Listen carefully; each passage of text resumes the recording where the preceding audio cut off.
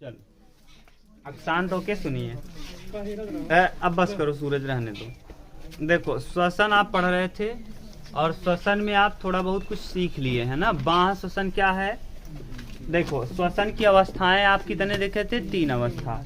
3 अवस्था में पहला था बाह्य श्वसन, दूसरा था आंतरिक श्वसन या ऊतकीय श्वसन, और तीसरा था कोशिकीय श्वसन। तीनों के विषय में बाह्य श्वसन भी आपने 2 भाग में बांट दिया था। एक को आपने कहा था श्वासोच्छ्वास और एक को कहा था गैसीय विनिमय। श्वासोच्छ्वास का मतलब होता है सांस को अंदर लेना और बाहर छोड़ने की प्रक्रिया को हम क्या कहते हैं? श्वासोच्छ्वास। श्वासोच्छ्वास 2 प्रकार का होता है, निःश्वसन और निःश्वसन। निःश्वसन का मतलब होता है सांस को अंदर लेना, यानी वातावरण में जो भी गैसें हैं सभी को हम कंप्लीट रूप से अंदर लेंगे, वही है निःश्वसन।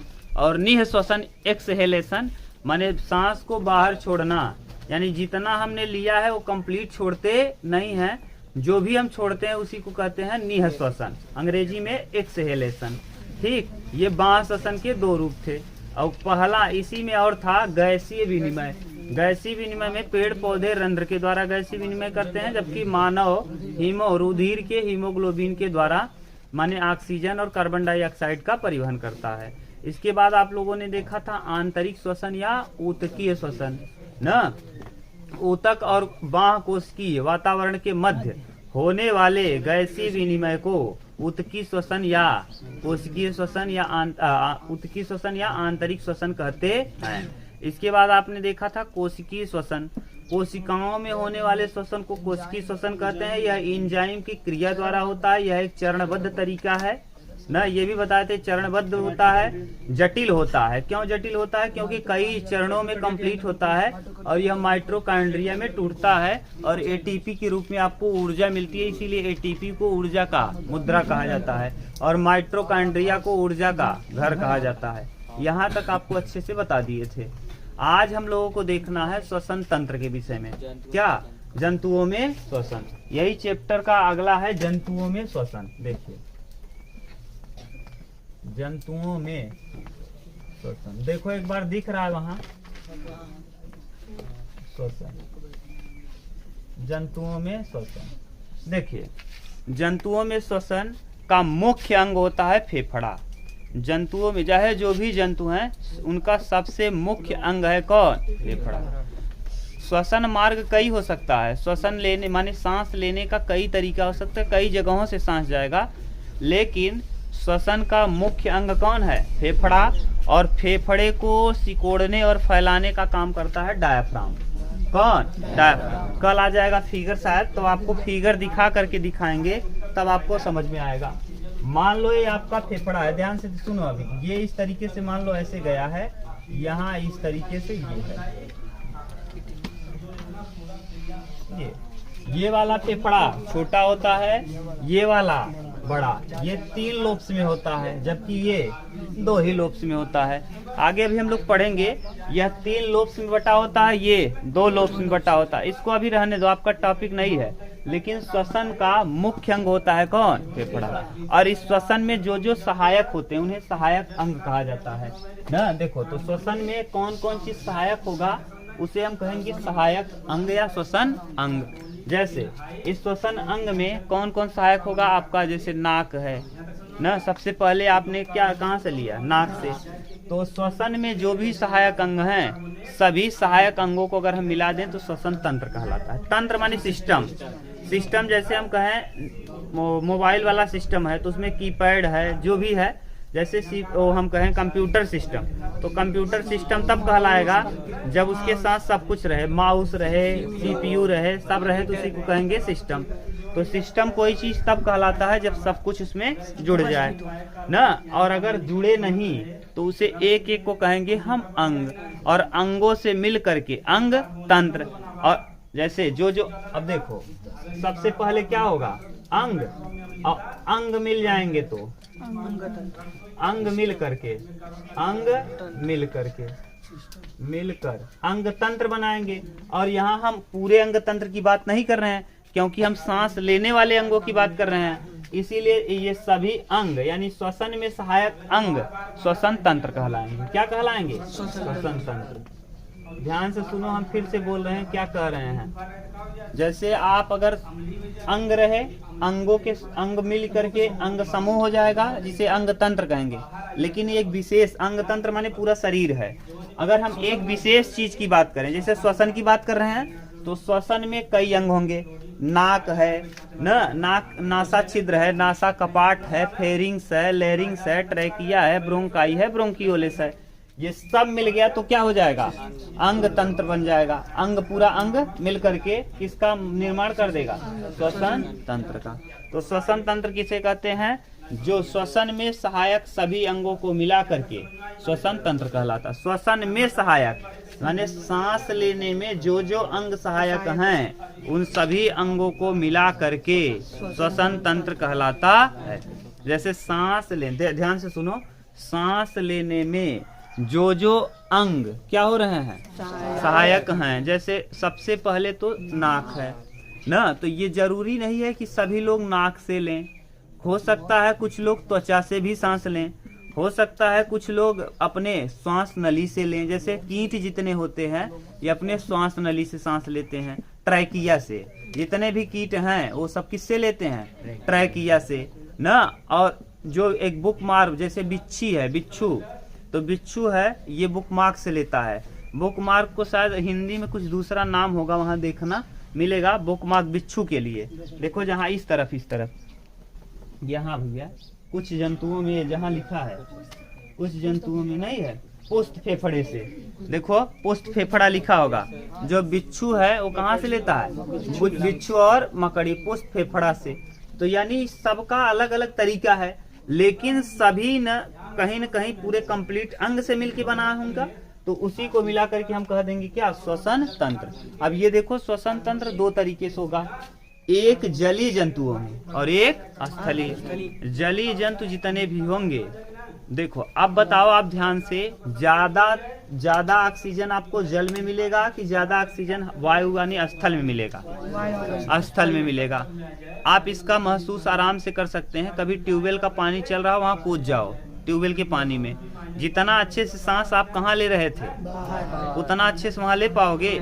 इसका मतलब जल में ऑक्सीजन की मात्रा कम होगी। किसकी तुलना में, वायुमंडल माने स्थल की तुलना में जल में माने ऑक्सीजन की मात्रा क्या होगी, कम। पानी में डूबोगे तो मर जाओगे, यानी वहाँ ऑक्सीजन कम है। तो ऑक्सीजन कम होने की वजह से हम लोग वहाँ सरवाइव नहीं कर पाते। लेकिन जो जलीय जंतु हैं वो अपने आप को उतना मेंटेन करके रखते हैं कि अपने आप को महसूस करा लें। देखो मेढक को आप देख लो, जो कुछ चीजों को आप देखते होंगे, जब वो सांस लेते हैं तो सांस लेने पर उनका सांस कहाँ से ले रहे हैं, फेफड़े से, लेकिन फूलता है पेट। आप कभी जाके देखना किसको, गाय भैंस को, जानवर को देखिए, जब वो सांस लेंगे लेटे रहेंगे तो उनका क्या फूलता पचकता रहेगा, पेट। आप देखो छिपकली को आप देखोगे ऐसे चपकी रहेगी ना, तो यहाँ इसके इस जगह पे देखो फूलता पचकता रहेगा। मेढक को आप देखिएगा उसके यहाँ ऐसे फूलता पचकता रहेगा ना, लेकिन रहता है कहाँ, फेफड़े में। तो ये सब समझ लो कि माने ये होता क्यों है, कि माने आप छोटे बच्चे को देखिएगा, जो बहुत छोटा नवजात शिशु हो, अभी अभी पैदा हुआ हो, उसको देखिएगा ना, तो उसका पेट देखेंगे तो आप सांस लेगा फेफड़े से, लेकिन उसका फूलेगा क्या, पेट फूलेगा पचकेगा बहुत तेजी से, बहुत तेज फूलेगा पचकेगा। यानी क्या फूल पचक रहा है, पेट, और सांस ले किससे रहा है, फेफड़े। ऐसा हो क्यों रहा है, क्योंकि जो फेफड़े को सिकोड़ने और फैलाने का काम करता है उसका नाम है क्या, डायफ्राम। ये डायफ्राम सी आकार का होता है, इसी पे टिका होता है कौन, फेफड़ा। और जब ये डायफ्राम कहाँ जाता है, नीचे। जब डायफ्राम कहाँ जाता है, नीचे। तो ऐसी स्थिति में जब डायफ्राम नीचे जाएगा तो ये फेफड़ा हवा भर लेगा, और जब डायफ्राम यही ऊपर जाएगा तो फेफड़ा हवा छोड़ेगा। ये किसको दबा रहा है, डायफ्राम है किसके नीचे, पेट के पास है, तो किसको फुलाएगा, अब यही डायफ्राम है। और जब ये नीचे की तरफ जाएगा तो कौन फूलेगा, पेट। यानी डायफ्राम जैसे यहाँ है मान लो, और यहाँ से नीचे पेट है इसके जस्ट, जब ये नीचे जाएगा तो कौन फूलेगा, पेट। तो यही कारण है कि आप जिसको भी देखेंगे उनका फेफड़ा नहीं बल्कि क्या फूलता पचकता दिखेगा, पेट। आप छिपकली को देखिएगा, जहाँ उसका पैर होता है, कभी ध्यान से देखना, जहाँ पैर होगा उसके बगल यहाँ इन दोनों जगहों पे फूलता पचकता रहेगा बहुत तेजी से। तो समझ जाइएगा तो क्या कर रहा है, उसका क्या फूल पचक रहा है, पेट ना। तो सांस लेने पर डायाफ्राम क्या होता है, ऊपर नीचे जाता है, जिस वजह से फेफड़ा फूलता नहीं बल्कि क्या, पेट फूलता और पचकता है। और बहुत तेज से अगर सांस लेंगे तब आपका सीना जो है, यानी जो फेफड़ा है, रिब्स जो है, पसलियां, ये इसको फुला देंगी। ठीक, वो हम कहलाता है वो टोटल लंग्स कैपेसिटी।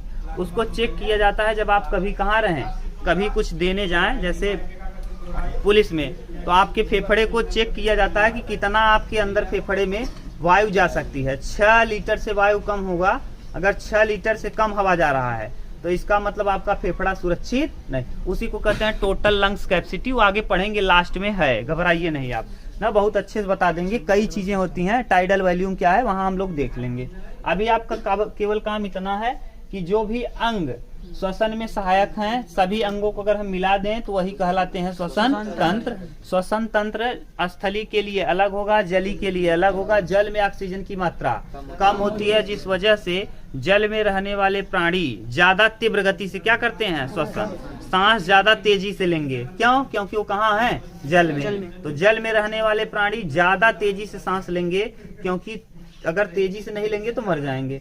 और स्थल में रहने वाले अलग है। तो यानी हम लोगों को पढ़ना है, हम लोग किसके विषय में पढ़ रहे हैं, मानव। और मानव जलीय प्राणी है कि स्थली, स्थली। तो स्थल वाले के विषय में समझना है। तो स्थल वाले में कई प्रश्न पूछता है कि स्थलीय प्राणियों में क्या क्या है। तो आप देखो इसमें दूसरी बात, एक चीज और आप यही समझ लो। आप जैसे देखो, जब आप सांस लोगे ना, सांस लेने पर अगर आप सांस लेते रहोगे तो सांस आ रहा है, जा रहा है, तो इसका मतलब घर्षण हो रहा है। क्या हो रहा है, घर्षण। आप हवा को ऐसे फूको, ठंडी के समय में आपके मुख से भाप निकलेगा, हवा गर्म निकलेगी, इसका मतलब वो घर्षण से क्या हो रहा है, गर्म गर्म हवा निकल रहा है बाहर। तो ये सब गर्म हवा आपके ब्लड को भी चला रहा है। ब्लड लगातार चल रहा है कि रुका हुआ है, लगातार चल रहा है।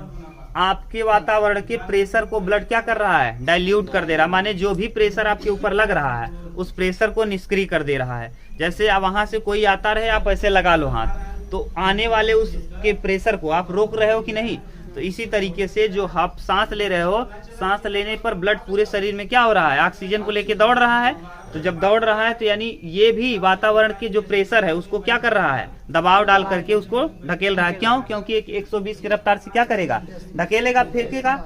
ब्लड को किसके रफ्तार से फेंकेगा, 120। अब 120 की रफ्तार से अगर फेंक रहा है तो वातावरण के हवा को भी दबाव डालेगा क्या, तो इसीलिए ये दबाव डालता है। और जब आदमी देखो, अगर लगातार ऐसे हाथ रगड़ोगे तो क्या हो जाएगा, हाथ गरम।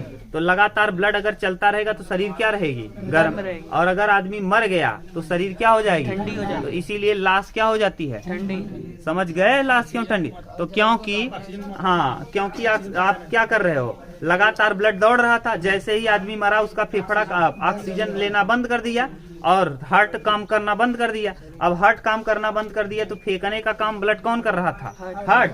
अब हार्ट बंद कर दिया तो यानी जो घर्षण लग रहा था वो घर्षण क्या हो गया, बंद हो गया। शरीर क्या हो जाएगी, धीरे धीरे ठंडी। और ठंडी हो जाएगी। आप प्रेशर, जो वायुमंडल का दबाव आपके ऊपर पड़ रहा था उसको भी निष्क्रिय आप कर रहे थे। अब वायुमंडल का दबाव भी आपके ऊपर पड़ने लगा। अब ऐसी स्थिति में कोई निष्क्रिय करने वाला है, इसीलिए लाश वजन भी हो जाएगी। पहले आप जो देखो, जैसे कोई चीज आ रहा है तो उसको रोक रहे हो, अब रोकने वाला बचा, ब्लड रोक रहा था प्रेशर डाल करके, अब प्रेशर है ही नहीं। तो इसीलिए मरने के बाद आदमी क्या हो जाता है, वजन। तो ये पूछा जाएगा कि लाश वजन क्यों हो जाती है ना, तो यही कारण है, क्योंकि प्रेशर को, ब्लड जो था वो प्रेशर को कुछ हद तक रोक के रखता था। अब पूरा प्रेशर आपके ऊपर पड़ गया, थोड़ा बहुत लाश क्या हो जाएगी, पहले की तुलना में वजन हो जाएगी। दूसरी बात, ये शरीर ठंडा हो जाएगा। तो जब शरीर ठंडा होगा तो आपको चींटियां लग जाती है। जैसे सांप को देखो, सांप होता है कोल्ड ब्लडेड। एक दो चीजें होते हैं, कोल्ड ब्लडेड और वार्म ब्लडेड। कोल्ड ब्लडेड उसे कहते हैं जो ठंडी पड़ने पर न सिकुड़ जाए, फिर चल फिर ना पाए बेचारा ना। मगरमच्छ है, कोल्ड ब्लडेड है। कोल्ड ब्लडेड माने जैसे छिपकली, ये सब जो है जिनके डायरेक्ट नस में बह रहा है ब्लड। तो आप देखोगे छिपकली ज्यादा ठंडी आने वाला है, आपको देखोगे छिपकली दिखना बंद हो जाएगी। सांप अगर बहुत ठंड रहे तो चलना ही बंद कर देगा। बेचारे को ठंड लग जाए ना तो आप आराम से मार सकते हो, नहीं चल पाता। सांप देखना ठंडी में नहीं दिखेगा, गर्मी में दिखेगा, क्योंकि वो है कैसा, कोल्ड ब्लडेड है ना। मगरमच्छ को आप देखोगे तो बाहर निकल करके धूप लेता है ठंडी के समय में, क्यों? क्योंकि वो क्या है, कोल्ड ब्लडेड है। तो कोल्ड ब्लडेड माने जो ठंड में लगने पर बेचारे एकदम निष्क्रिय हो जाते हैं, काम करना ही, उनका ब्लड काम करना बंद कर देता है। तो ये सब कहलाते हैं कोल्ड ब्लडेड। ब्लड चैप्टर पढ़ेंगे तो वहां समझेंगे, ठीक। तो जंतुओं में श्वसन समझ में आया। स्थलीय का अलग हो गया, जली। स्थलीय में श्वसन जो होगा अलग तरीके से, और जली में तीव्र होगा। तो स्थल वाला वहां दिया है कि स्थलीय में क्या होगा और जली में। जली में ऑक्सीजन की मात्रा कम होती, इसलिए तीव्र गति से सांस लेते हैं। अब स्थल वाले में जो भी स्थल में रह रहे हैं उनके अलग अलग श्वसन मार्ग होंगे। तो देखिए श्वसन, अब वहां देखो क्या दिया है, हेडिंग बोलो तो हम लिख दें क्या।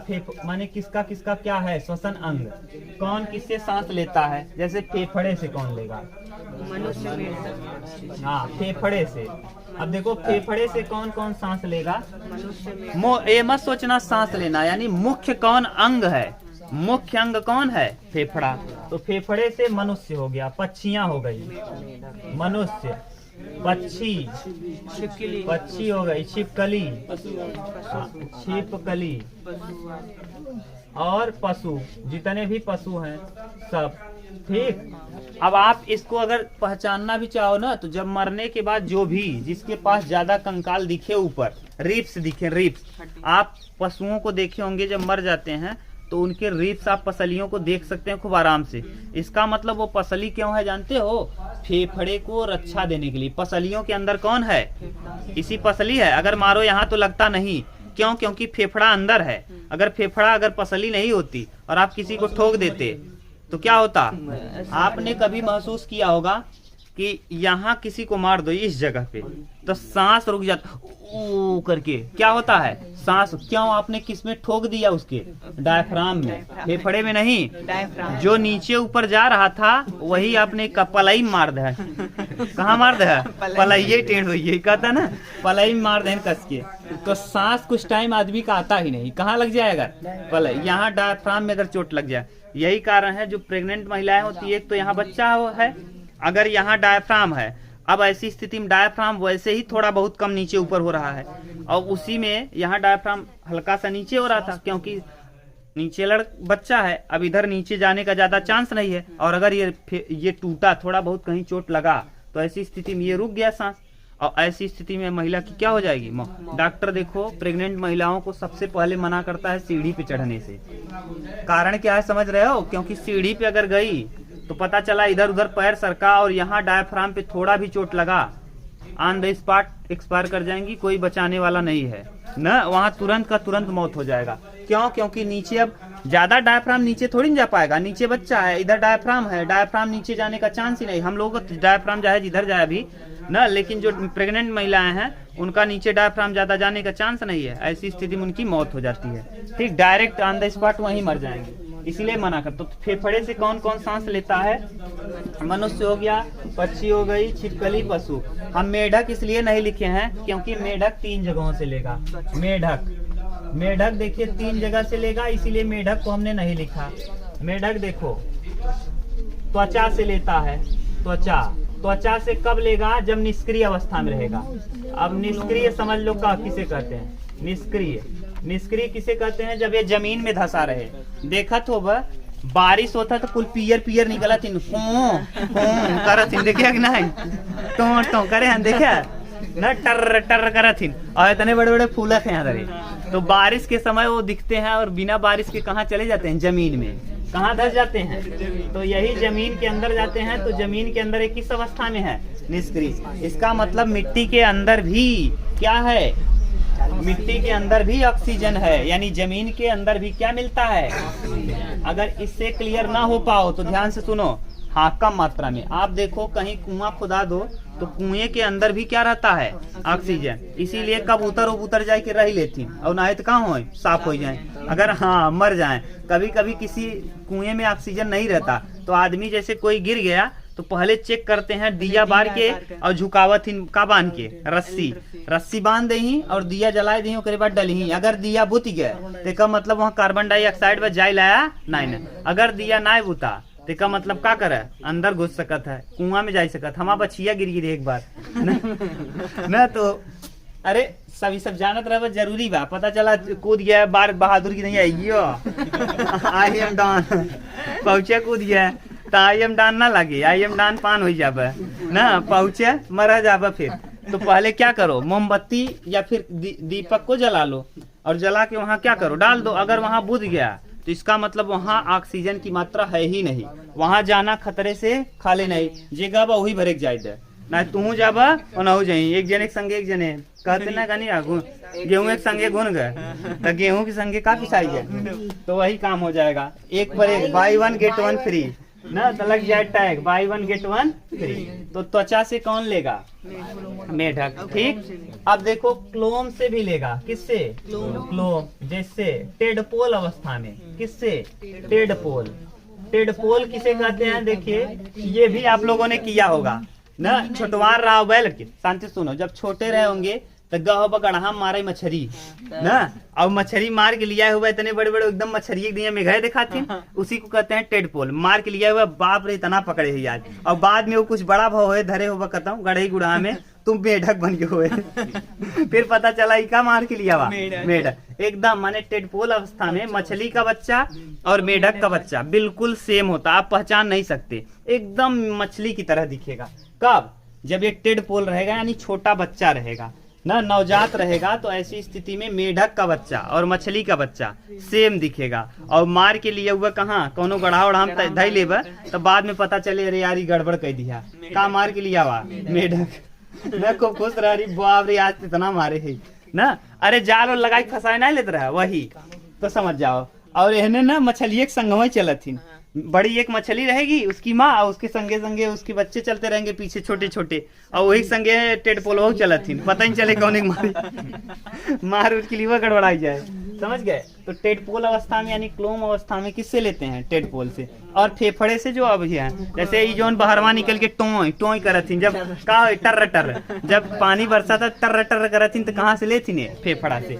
तो यानी जब युवा अवस्था में आ जाएंगे या बाहर रहेंगे, युवा अवस्था या पानी से बाहर रहेंगे, तो किससे लेंगे, फेफड़े से। अब किससे लेंगे, फेफड़ा। तो इसीलिए वहां नहीं लिखे थे, 3 कंडीशन आपको समझ में आया, ये फेफड़े से लेगा। कब फेफड़े से लेगा, जब बाहर रहेगा, स्थल पे रहेगा, बड़का मेघवा जब बहरे रहे तब। और एक ही देखा तो वो गोपाला रहा था, गोपाला मेढक जाना था ना, हाँ, उसको क्या कहते हो, अरे हे तने बड़े बड़े जो मारा ना तो ऐसे उठा लेता क्या कहती नो के डोपला, हाँ गोप का क्या कहते हो उसको, अरे जो एक मेघा होता रह के छुअत भागत है, और एक मेघा रहता वो छुआ भागे ना, वैसे उठा ले, बैठ जाए पिठिए उठा ले, देखिए कि नहीं। अरे यार उसका बहुत तेज भागता नहीं, वो काटने वाला मेढक है, कहतीन ना, कहतीन काट ले, तो वो वाला आप उसको छुओगे ना, तो छुओगे तो का हो जाए, पिठिए उठा लेता है, बहुत कलाकार होता है, मार्ग भगवत उधर जाए। और एक खियौर होता जो छटकत है, ओके छुबा में बहुत तेज भागे, और एक एक छुबा भगवान करे, ये अपने आप पिठिए उठा ले ना, तो देखियो।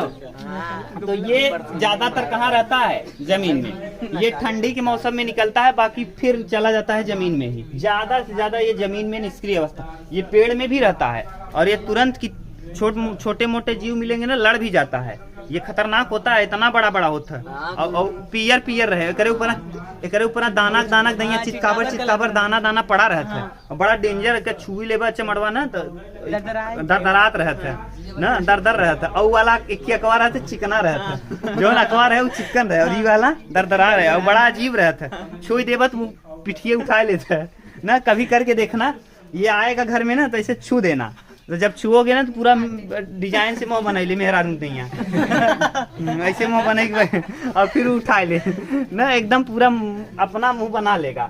तो ये है मेढक। मेढक 3 जगहों से समझ गए, फेफड़े। अब इसके बाद बिच्छू और मकड़ी का देख लो, मुख गुहा से। अरे पहले मकड़ी और बिच्छू का देख लो, ये पूछता है ना, मकड़ी और बिच्छू, पोस्त फेफड़ा, पोस्त फेफड़ा से कौन लेगा, मकड़ी और बिच्छू। अभी एक चीज और देख लो, मकड़ी और बिच्छू। इसी के साथ साथ एक और देख लो भैया, ये जो कीट हैं, कीट, श्वास नली यानी ट्रैकिया से, श्वास नली और ट्रैकिया याद करके रखिएगा। ये स्टार लगा लो कीट वाले पे ना, ध्यान से समझना। ये कीट वाले पे स्टार आप लगाइए क्योंकि यही पूछता है और इंग्लिश में देता है, श्वास नली देता ही नहीं, देता है ट्रैकिया। अंग्रेजी देखो वहां दिया होगा ट्रैकिया ना, और हिंदी में भी यही लिखेगा। जब आप पेपर देने जाओगे ना तो कीट किससे श्वास लेते हैं विकल्प रहेगा, फेफड़े से, पुष्ट फेफड़े से ना, त्वचा से, क्लोम से, जो भी दिया रहे, और एक दिया रहेगा ट्रैकिया। ट्रैकिया अंग्रेजी में देगा तो ठीक है, नहीं तो ये श्वास लेने नहीं देता, देता है ट्रैकिया। ट्रैकिया अगर नहीं समझ पाओगे तो गड़बड़ हो जाएगा, तो याद करके रखना ट्रैकिया। ये आप लोग तिलचट्टा जानते होंगे, तिलचट्टा ना, जौन व्हाइट कलर का खून निकला था, दब जा था, इतने बड़े बड़े रहा था मुड़ी, और बड़े बड़े उठा रहा था अगवा, हाँ मोहर ना, ये मान लो ऐसे बना दिए, ये ऐसे है,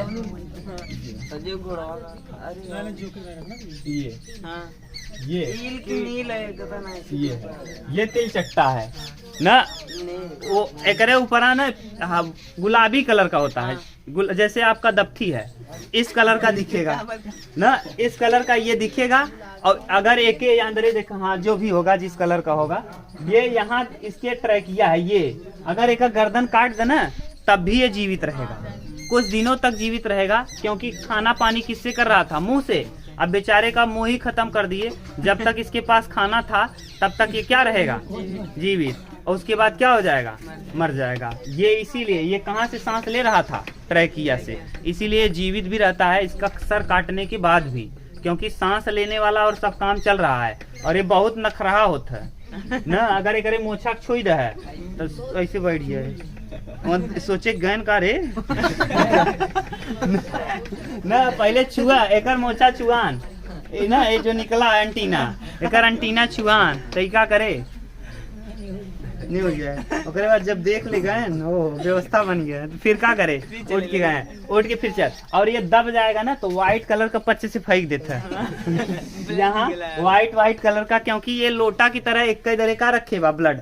आगे ब्लड पढ़ाएंगे तो ब्लड कई तरीकों से होता है, एक तो हट में रहे, एक तो लोटा के दैया चूंटा के देखे, पिछवा लोटा के दैया लटका रहा 3 भाग में बटा रहा था चूंटा, देखा एक चूंटा ऐसे हो गया, एक इधर रहे, एक पिछवा लोटा लटका रहे, यहाँ पैर रहे या मूड़ी हो गया, देखा ई मूड़ी हो गया चूंटा का, ई मूड़ी हो गया, और पैरवा लगवा वाला अलग रहे, 3 धड़ में रहता है, एक ही मूड़ी वाला, एक ही बीच वाला, एक ही लोटवा पिछवा वाला ना, तो ये 3 वहाँ कीट वाला देखेंगे तो समझेंगे, समझ गया। हाँ तो ये समझ गया तिलचट्टा।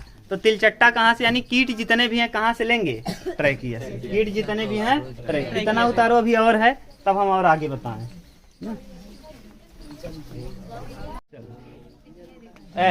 अब देखो, जैसे जो एक कोष की जीव है, ध्यान से सुनो, जो एक कोष की जीव है, जैसे अमीबा है, स्पंज को आप नहीं जान पाएंगे, अमीबा को आपने देखा होगा न, चित्र बना है अमीबा वाला, वो जो आप देखे थे अंतर्ग्रहण, अमीबा में वो पाचन आपने देखा था, पूरा माने जल में घुला हुआ जो भोजन था उसी को अवशोषित कर रहा था, यानी जो अमीबा है एक कोष की है। इसका मतलब ये कहाँ से लेगा, अपने शरीर से, यानी सामान्य शरीर से।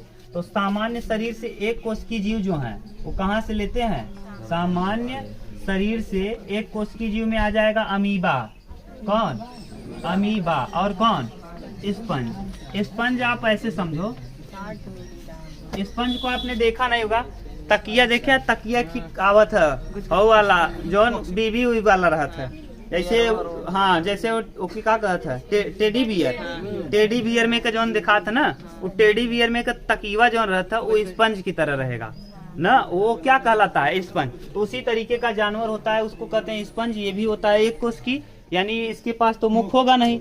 अब एक कोशिकी में एक ही कोशिका में तो वही मुख बने थे, वही कुल बने थे, कहाँ से बन पाए, क्योंकि हम लोगों का शरीर में तो बहुत सारा चीज है, बहुत कोशिकाओं से मिलकर बना है, तो वहाँ बनने का चांस है।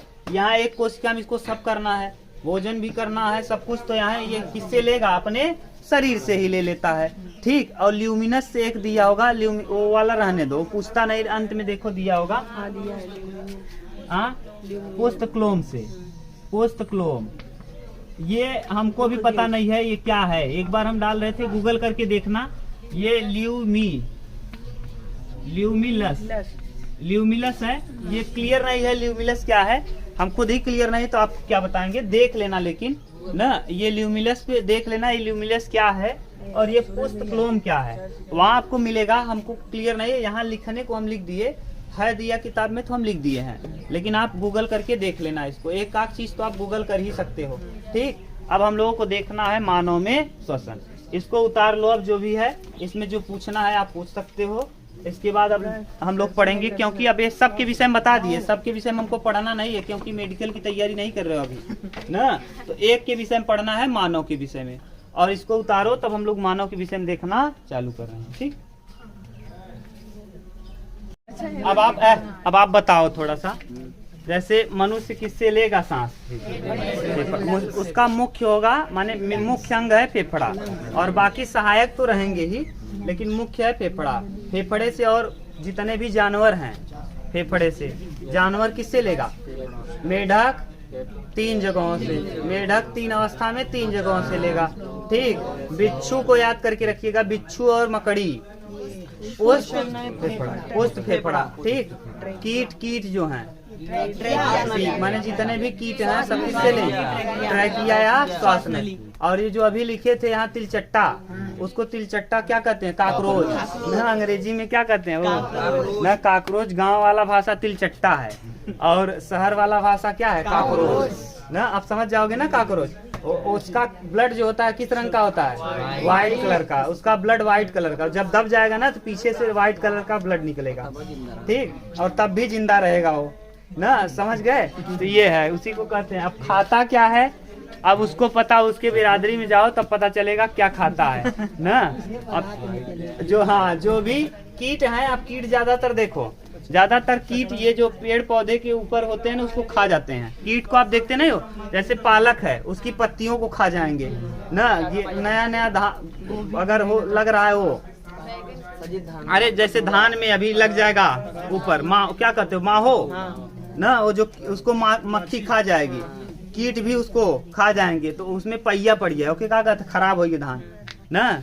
तो ये सब आप देखते ही होंगे, तो ये कीट यही खाते हैं ना, छोटे मोटे जो मुलायम चीज होते हैं उसी को खा जाते हैं ना। और अगर उसे छोटा जानवर बा तो इतने जानवर करता, जे ज्यादा शक्तिशाली वो कम शक्तिशाली खाई डाले, वो अपने से छोटा जानवर के खाई डाले, चाहे जो कीट हो। ये नहीं है कि मानव भी अपने से छोटा, जे मुर्गा बा, मुर्गा उससे छोट बा बकरा उससे छोटा है, खा गया। तो यानी ये तो चलता ही है, सर्वाइवल ऑफ द फिटेस्ट, जो शक्तिशाली है वो जीवित रहेगा।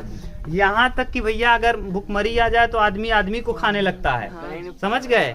तो ये क्या करोगे, वो तो अलग चीज है, सर्वाइवल ऑफ द फिटेस्ट, माने जो वहाँ सर्वाइव कर सकेगा वो जिएगा, जो नहीं कर रहा है वो अलग चीज हो गया। देखो यहाँ आगे है मानव में श्वसन, मानव में श्वसन, श्वसन अंग। पहले मानव में श्वसन अंग समझ लो, फिर मानव में हम लोग श्वसन समझेंगे।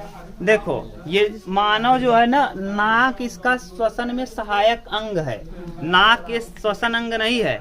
किसी का मुंह का ऑपरेशन होता है ना, तो पाइप यहाँ से खोद के डाल दिया जाता है, यहाँ से आप देखे होंगे, आप जाके देखना स्वरूप रानी या फिर इलाहाबाद में, हाँ स्वरूप रानी या बेली में या बीएचयू में देखेंगे ना, तो जिसके मुख में यहाँ प्रॉब्लम हो जाती है, इसको यहाँ बंद करके यहाँ रख दिया जाता है, इसको ट्रैकिया को छेद करके उसमें डाल दिया जाता है पाइप, और वहीं से सांस लेते हैं। आप देखिए कभी कभी ऑक्सीजन आदमी को लग जाता है जब आईसीयू में जाता है। आईसीयू का मतलब समझ रहे हो ना, आईसीयू इंटेंसिव केयर यूनिट।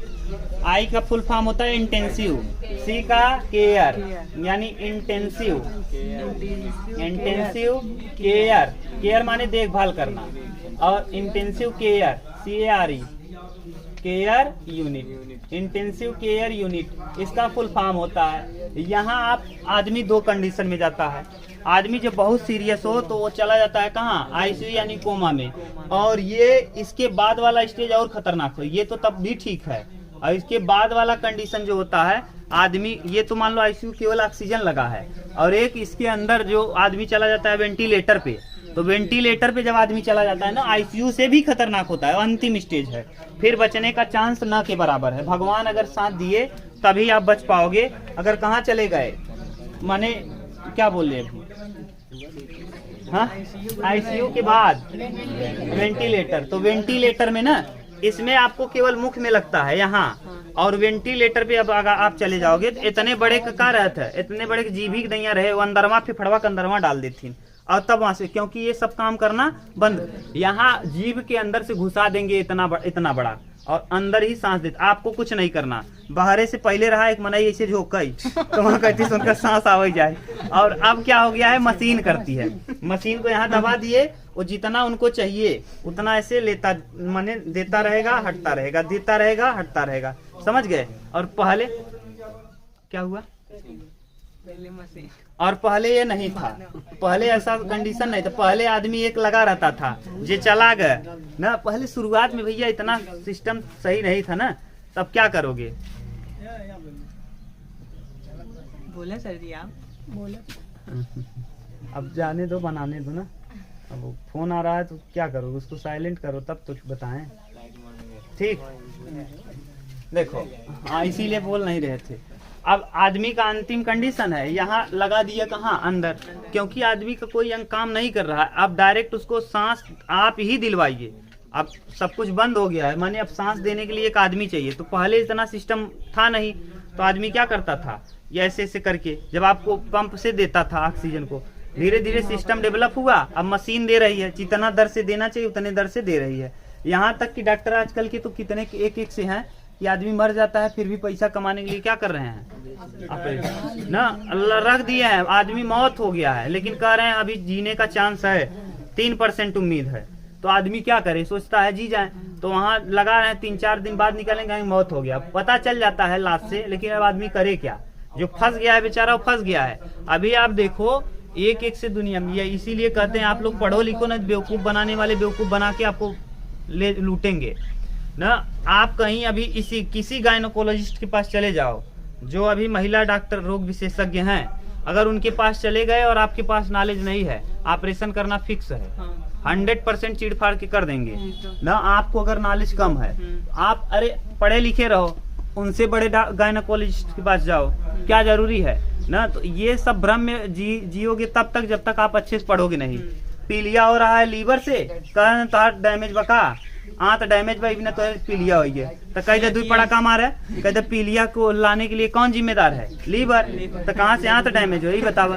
तो जब पढ़े लिखे रहोगे तब तो, और नहीं पढ़े लिखे रहोगे तो बेवकूफ की तरह उनका सुनो। और आजकल जो भी डॉक्टर हैं कमाने में एकदम मशहूर हो चुके हैं, डायरेक्ट ऑपरेशन करेंगे, क्योंकि ऑपरेशन करने में उनको बहुत फायदा है, समझ लो। तो अलर्ट रहो, थोड़ा होशियार हो जाओ, नहीं तो डॉक्टर तो लूटने के लिए बैठे हैं। आप लोग इसी में कोई डॉक्टर बनो और एकदम सिंपल इलाज करो, एकदम सिंपल, इतना सस्ता कर दो ना कि गरीब का आदमी का ये न लगे, जब गरीब है लगे, जब कोई गरीब आदमी, सही बता रहे हैं, आपको लग रहा हो इस बेचारे को 2-3 लड़के या लड़कियां हो गई, आज के समय में तो लड़कियों को सब क्या मानते हैं, दोस्त मान रहे हैं, लेकिन सही से ये सब गलत है। समाज हम लोगों का देन है जो ऐसा हुआ है ना भैया। आप देखो अगर दहेज न लो, लड़की अगर पैदा हुई उसी समय से उसका क्या होना चालू हो गया, दहेज वाला सिस्टम चालू, माने रखना आदमी चालू कर देता है। क्यों? क्योंकि पता है कि समाज में दहेज वाला सिस्टम चल रहा है कि नहीं। तो यही वाला सिस्टम खत्म करो, और खत्म कौन करेगा, लड़के लोग। मत लो, माई बाबू कहें लत कर ना ले भाई, ना करब जा ना, तो ये सिस्टम तभी बंद होगा ना, सब का सब गड़बड़ हो जाएगा बाद में। लेकिन ये क्या करोगे, ये समाज में चलता है, चलता रहेगा। अब 1-2 आई थी पेशेंट वहाँ, बेचारी को 1-2 लड़की हुई है, एक लड़की है। अब बताओ इतनी गरीब है ना, कुछ पता नहीं वो कैसे दे रहे होंगे, वो रो रही थी डॉक्टर को, लेकिन फिर भी जानबूझकर उसका नॉर्मल चाहती डिलीवरी करा दें। एक से डॉक्टर है, 98% उनका क्या है, नॉर्मल डिलीवरी है। आहिस्ता परवीन है एक करके मुंबई में ना, आप देखना गूगल करके, 98% डिलीवरी नॉर्मल कराती हैं। अपने यहाँ चले जाओ, यहाँ तुरंत कर देंगी। तो ये ये बेवकूफ हैं, और इनके यहाँ दिखाओ ही मत क्या लगी है। और पहले सबसे बड़ी गलती है ना, जो आप सबसे पहले दवा कर लेते हो, इनका दवा कर लिए तो ऑपरेशन फिक्स है। आप अपने आप को मेंटेन करके रखो, काम धाम करते रहो, थोड़ा बहुत काम करना बंद। यानी पहले वाले में क्यों नॉर्मल हो जाता था, क्योंकि वो काम धाम कर, कुछ काम मत करो, थोड़ा बहुत खाना पीना बनाओ, इधर उधर झाड़ू तो लगा सकते हो, इतना कमजोर नहीं हो गए हो, डोलते फिरते रहो बस, हो जाएगा, कोई दिक्कत नहीं। लेकिन क्या करोगे, अब डॉक्टर आजकल लूटने के लिए बैठे हैं।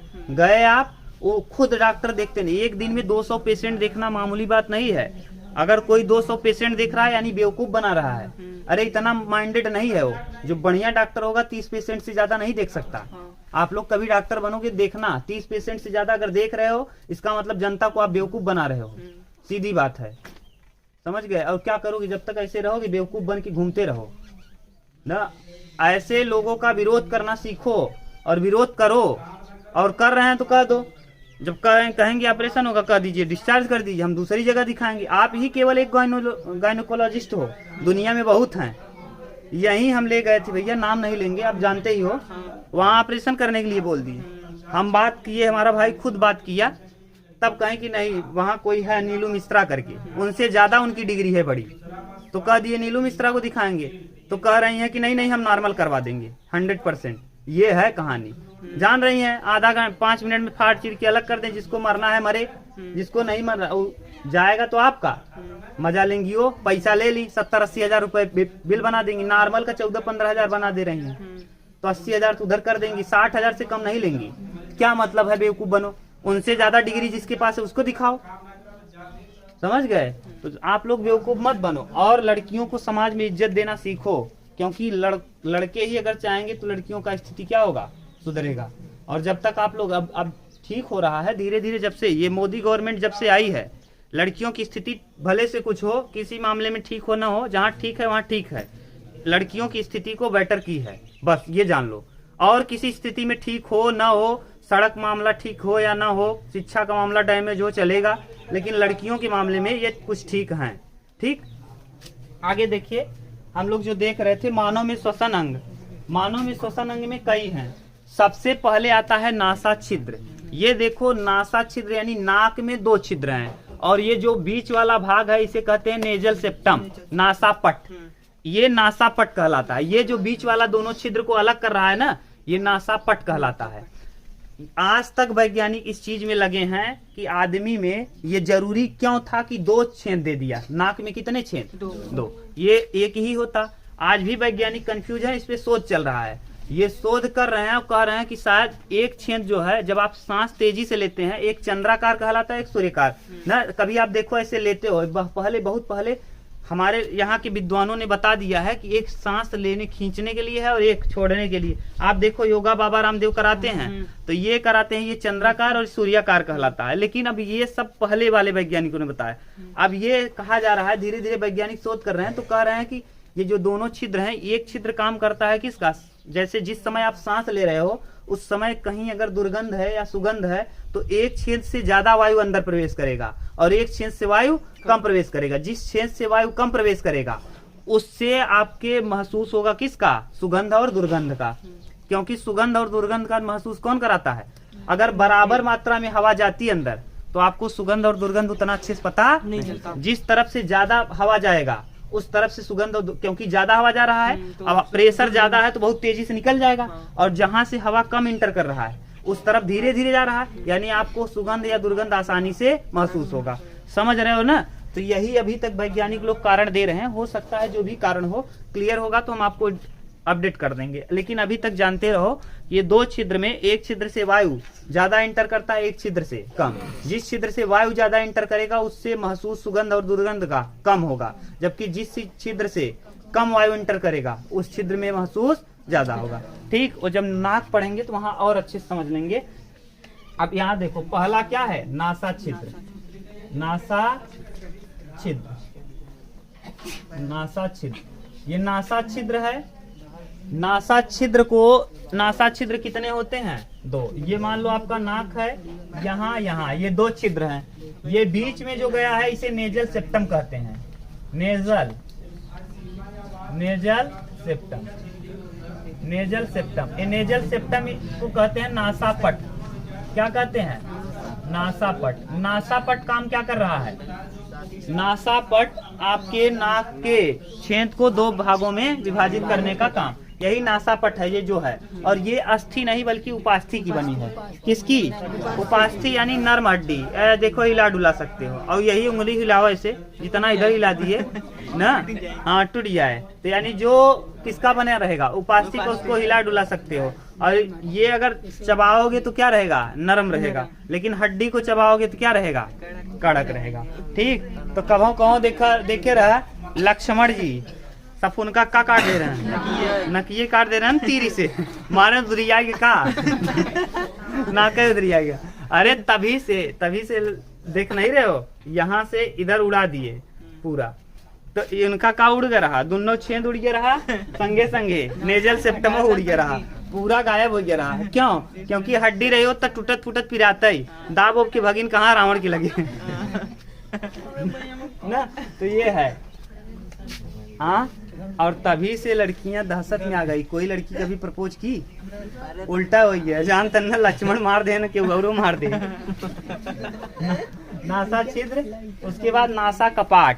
क्या? नासा कपाट। नासा छिद्र के बाद नासा कपाट। देखो नासा कपाट क्या है? यानी जहाँ से दोनों विनाश जी के कहता विनाश फूट गया, यहाँ अंदर दोनों छिद्र जहाँ पे जाके मिलते हैं वही नासा कपाट है ना, नासा कपाट। और उसी नासा कपाट पे भरा रहता है श्लेष्म। क्या भरा रहता है? श्लेष्म। ये श्लेष्म होता है म्यूकस का। अभी हम आपको बताएंगे श्लेष्म झिल्ली है, उसी झिल्ली से निकलता है म्यूकस ना, चिपचिपा पदार्थ जेके नकटी कहा था तुझे ना, उसी को आप लोग नकटी बोलते हैं। जैसे धूल मिट्टी जो भी, अब देखो नाक में इसका नासा छिद्र में छोटे छोटे बाल हैं, वो बाल क्या कर रहे हैं? जो भी बाहर से छोटे मोटे कण प्रवेश कर रहे हैं उसको रोकने का काम। और जिनको ये कण नहीं रोक पाए, जिन कणों माने जिन छोटे कणों को आप ये नासा छिद्र में उपस्थित बाल नहीं रोक पाए, उसको रोकने का काम यही श्लेष्म करता है। नासा कपाट में जो स्थित है श्लेष्म, यही श्लेष्म उसको क्या करता है? रोक देता है। याद करो जब आप, अभी मौसम आने वाला है दवाई का, अभी तो दवाई वाला नहीं, ये अगला दवाई जो गेहूं का, क्योंकि उसमें इतने छोटे कण होते हैं कि आपके यहाँ से प्रवेश कर जाते हैं ना, बाल रोकने का क्षमता नहीं है बाल के पास, तो बाल से अंदर घुस जाते हैं, तो कौन रोकता है? श्लेष्म। तो जब आप भूसा उसा ढोए रहे या फिर हाँ, तो इस समय यहाँ देखो बहुत ज्यादा म्यूकस रहता है ना, तो यहाँ म्यूकस फिर ओके निकाल देता अंगुरी डाल के करिया वो कुछ है नहीं बल्कि क्या है? म्यूकस है। क्या है आपका? म्यूकस। वो धूल मिट्टी से ब्लैक कलर का हो गया है, धूल मिट्टी से क्या हो गया है? ब्लैक कलर का। ठीक, तो ये है नासा छिद्र, नासा कपाट। आगे फेरिंग्स। फेरिंग्स को देखो क्या कहते हैं? लेरिंग्स, ट्रैकिया, ब्रोंकाई और ब्रोंकियोलेस।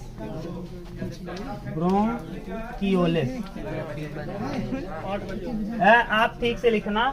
फेरिंग्स है, लैरिंग्स माने स्वर बॉक्स। इस स्वर बॉक्स के विषय में हम अच्छे से पढ़ेंगे। अब सब के विषय में ये इतने चीज मिल करके इसका निर्माण करेंगे श्वसन अंग का। ये श्वसन अंग हैं, ये सभी क्या हैं? श्वसन। तो सभी मिल जाएंगे तो श्वसन तंत्र कहलाएगा। ये सभी मिल करके क्या कहलाते हैं? श्वसन तंत्र। ये सब के सब मिल करके श्वसन तंत्र। ठीक, ये पूरा कंप्लीट मिलेगा तो क्या कहलाएगा? श्वसन तंत्र। तो आप बताओ कितने चीज? नासा छिद्र, नासा कपाट, फेरिंग्स, लैरिंग्स। फेरिंग्स को कहते हैं ग्रसनी। क्या? ग्रसनी। इसको लैरिंग्स को कहते हैं स्वर बॉक्स। लैरिंग्स को देखो हिंदी में लिखा होगा क्या? स्वर तंत्र। स्वर तंत्र। इस स्वर तंत्र के विषय में हम आगे अच्छे से पढ़ेंगे। ट्रैकिया को श्वास नली और ब्रोंकाई को ब्रोंकाई ही, और ब्रोंकियोलेस को ब्रोंकियोलेस ही। ठीक, तो आप बताओ इसमें कौन कौन श्वसन अंग बोल लोगे?